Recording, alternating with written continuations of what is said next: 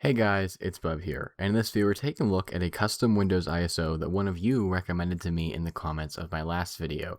This is Windows Black 8.1 Pro Premium that was released in May of 2015 and was uploaded to the Internet Archive fairly recently, within the last year I believe. Very eager to take a look at this. We really don't get a chance to take a look at a lot of Windows 8.1 mods, and coincidentally, I know I'm going to get a lot of hate for this.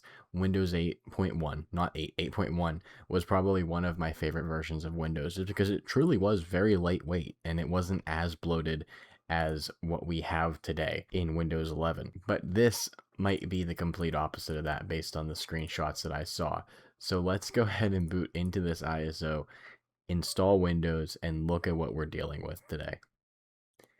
And right off the bat, you know it's going to be interesting because we have a custom background that's just not a solid color. I mean, at least there's no branding on it.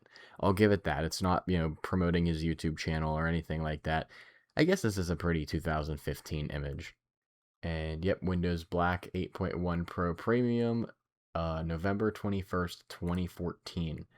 I do like this arrow effect, this window border. It does look clearer than Windows 7, but I do like it. And there we go. We're now installing this custom mod. Alright, and here we are in the classic Windows 8.1 setup, so at least they didn't modify this. Let's go ahead and just name our PC Win, and we'll leave it at the default color, which is purple. We will use Express settings. It does say that some settings have been disabled by our system admin, so I don't know what settings we would have. It is asking us to just go ahead and create an account, so we are skipping straight over the Windows Microsoft account. And I do, like, just a feedback note to Microsoft, however many years later. Who thought this was a good UI design?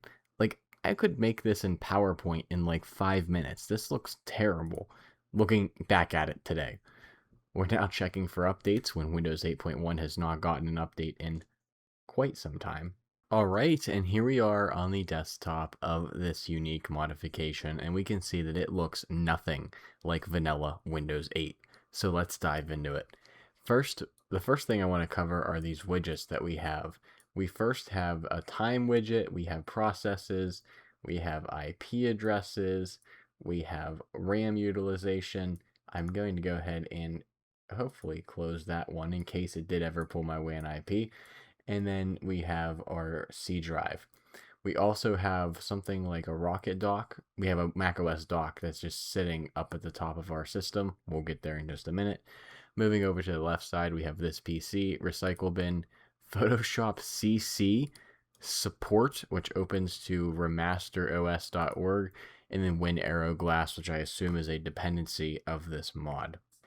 Let's move down to the taskbar. This looks like a Windows Vista style taskbar, and that's probably what they were going for with the kind of two-tone glassy look.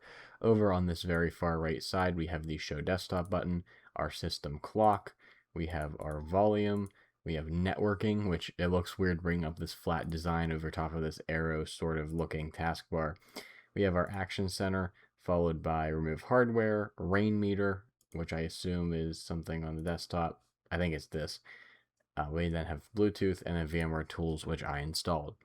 Moving over to the left side of the taskbar, we have our Windows Start menu, which does not bring up the Windows 8.1 Start menu. I'm a little disappointed. It brings up a Windows 7. It actually looks more like Longhorn with this theme. A Windows Longhorn themed Start menu, where by default all we have is Internet Explorer. Everything does appear to be themed with Arrow Glass. And then on the other side of the start menu, we have our traditional shortcuts like documents, pictures, music, control panel, these things there. Going into all programs, we have I noticed that all the folders are blue. They don't look like folders. It's a little weird.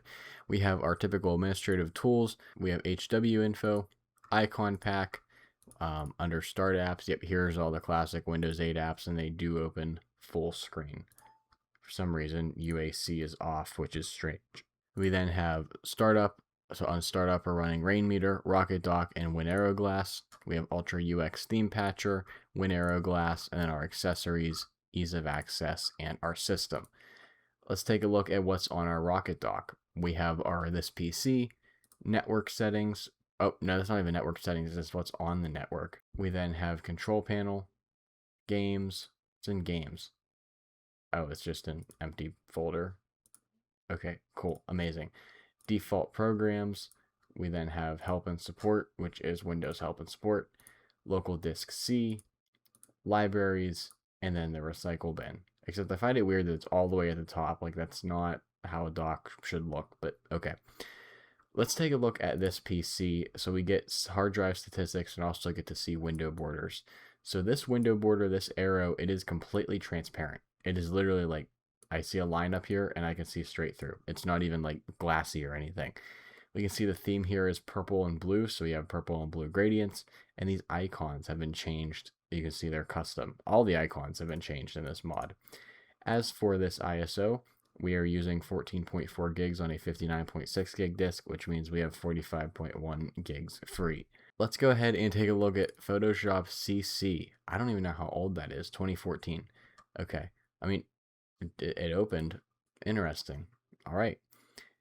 See if this support page is still active. Nope, it is not. Let's take a look at our task manager. Let's see what we have running here.